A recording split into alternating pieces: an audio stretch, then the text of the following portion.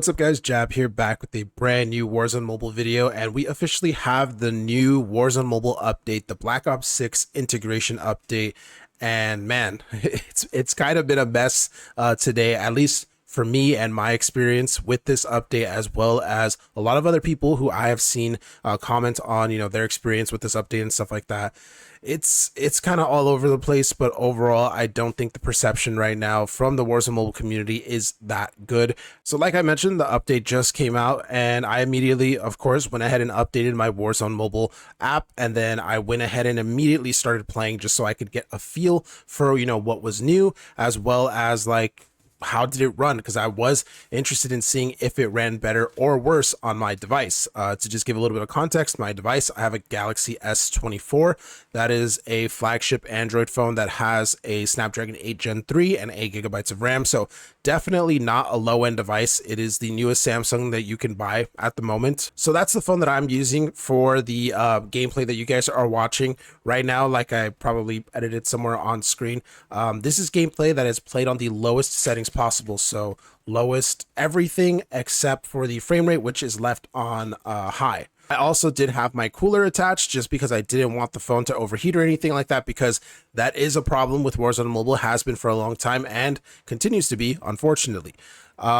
Overall, the game looks okay on these lowest settings. I mean, it's not that blurry, thankfully, but overall it could definitely use some polish still. The main thing though is, like, I don't know why, but the game feels really empty now compared to before. One thing that I didn't notice until I was watching some of the gameplay back, there's no like announcer in Warzone Mobile anymore. Before, when you used to play multiplayer, there would be an announcer that would say, like, just generic things like enemy UAV inbound or things like that, right?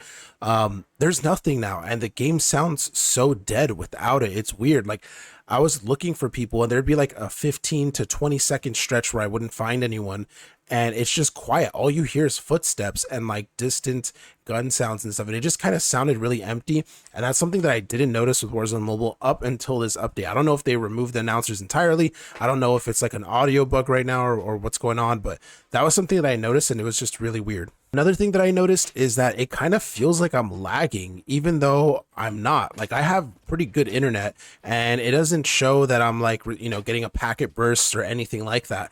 But everything that I do feels like it has input latency. At first, I thought it was my wireless controller, because I usually play with the PS4 controller connected to my phone. I did try to play with touchscreen too, and I still kind of felt like I had some type of input latency, some type of lag, which again, I don't really notice in other games. I didn't really notice it that much in Warzone Mobile before. I kind of did, but not really. Another few, I guess, bugs that you could say that I immediately discovered upon playing this was I can't screen record anymore while playing Warzone Mobile. This is the first time that I've ever run into this issue with a game on this phone or any other Android phone that I've used. For whatever reason, when I go to actually turn the screen recording function on so I can record some gameplay on the phone itself, it just crashes. It doesn't matter if I'm in game in Warzone Mobile. It doesn't matter if I'm at the lobby. It doesn't matter, where I am at what point in the game. If I start a screen recording, it'll record like 2 seconds and then it crashes, and it doesn't save any of that either or anything like that.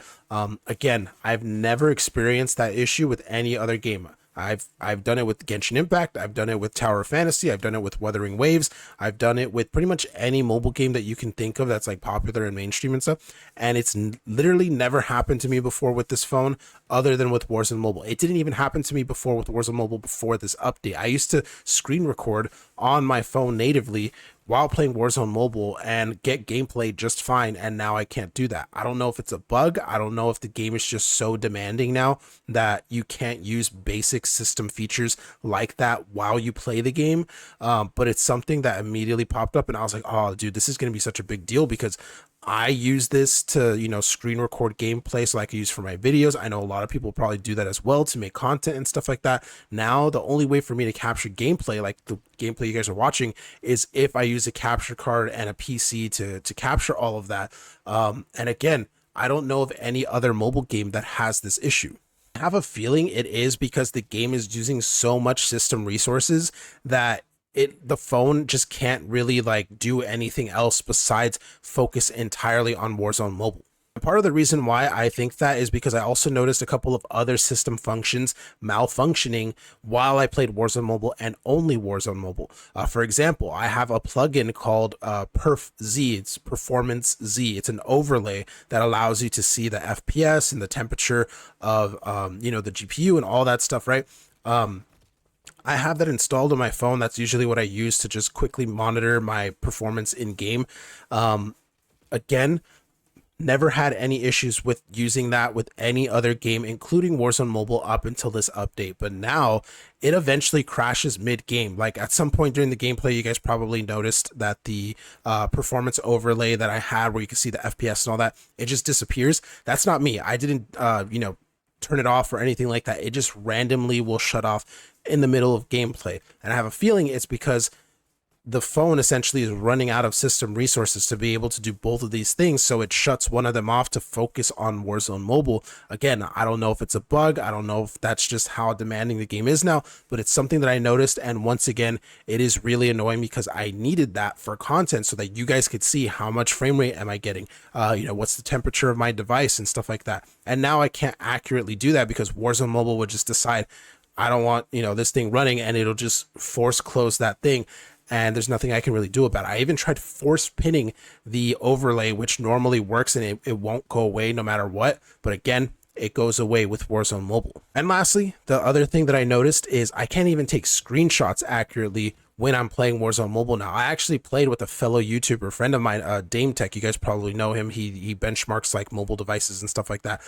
Just by coincidence, we weren't trying to play together or anything, but just by coincidence, we got matched up in a game of Rebirth Island earlier, and I wanted to screenshot it so that I could show him on Twitter, like, hey, look, we randomly got paired up together. And I was trying to screenshot it and it wouldn't work. It was like locking my phone up. The game froze for a while and stuff. I let it go back. Once it came back, the frame rate was terrible, but eventually it kicked back to normal. I tried to screenshot his him next to me again. Didn't work, and I was just like, what is going on, dude? Like, it took a lot of effort to get a screenshot. I didn't even get a screenshot of him in that match or anything like that.